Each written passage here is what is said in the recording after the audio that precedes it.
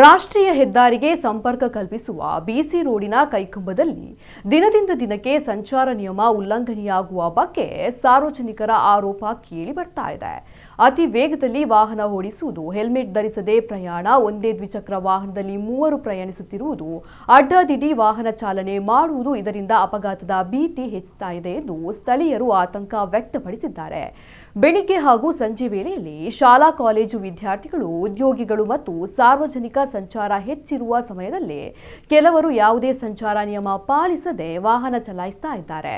ಸರಿಯಾದ ವ್ಯವಸ್ಥೆ ಇಲ್ಲ, ರಾಂಗ್ ಸೈಡ್ನಲ್ಲಿ ವಾಹನ ಚಲಾಯಿಸ್ತಾ ಇದ್ದಾರೆ. ಇದರಿಂದ ರಸ್ತೆ ದಾಟುವ ಪಾದಚಾರಿಗಳು ಹಾಗೂ ಇತರ ವಾಹನ ಸವಾರರು ಜೀವಭಯದಲ್ಲಿ ಸಂಚರಿಸುವಂತಾಗಿದೆ ಎಂದು ಸಾರ್ವಜನಿಕರು ಅಳಲನ್ನ ತೋಡಿಕೊಂಡಿದ್ದಾರೆ. ಕೈಕಮದಲ್ಲಿ ಸಂಚಾರ ನಿಯಮ ಉಲ್ಲಂಘನೆಗಳು ಬಹಿರಂಗವಾಗಿ ನಡೆಯುತ್ತಿದ್ದರೂ ನಿಯಮಿತ ಪೊಲೀಸ್ ತಪಾಸಣೆ ಮತ್ತು ದಂಡ ಕ್ರಮಗಳು ಕಾಣುತ್ತಿಲ್ಲ. ಇತರ ಕಡೆಗಳಲ್ಲಿ ನಿಯಮ ಉಲ್ಲಂಘನೆ ಕಂಡರೆ ತಕ್ಷಣ ಪ್ರಕರಣ ದಾಖಲಾಗುತ್ತದೆ. ಆದರೆ ಕೈಕಂಬದಲ್ಲಿ ಮಾತ್ರ ಇಷ್ಟೊಂದು ಉಲ್ಲಂಘನೆಗಳಾಗ್ತಾ ಇದ್ರೂ ಕ್ರಮ ಯಾಕಿಲ್ಲ ಎಂಬ ಪ್ರಶ್ನೆಯನ್ನ ಸಾರ್ವಜನಿಕರು ಎತ್ತುತ್ತಿದ್ದಾರೆ. ಸಂಚಾರ ನಿಯಮಗಳನ್ನು ಕಟ್ಟುನಿಟ್ಟಾಗಿ ಜಾರಿಗೊಳಿಸಿ ಹೆಲ್ಮೆಟ್ ರಹಿತ ಚಾಲನೆ, ಅತಿವೇಗ, ಟ್ರಿಪಲ್ ರೈಡಿಂಗ್ ಹಾಗೂ ಇತರೆ ಉಲ್ಲಂಘನೆಗಳ ವಿರುದ್ಧ ವಿಶೇಷ ಕಾರ್ಯಾಚರಣೆ ನಡೆಸಬೇಕು ಎಂದು ಸ್ಥಳೀಯರು ಆಗ್ರಹಿಸಿದ್ದಾರೆ.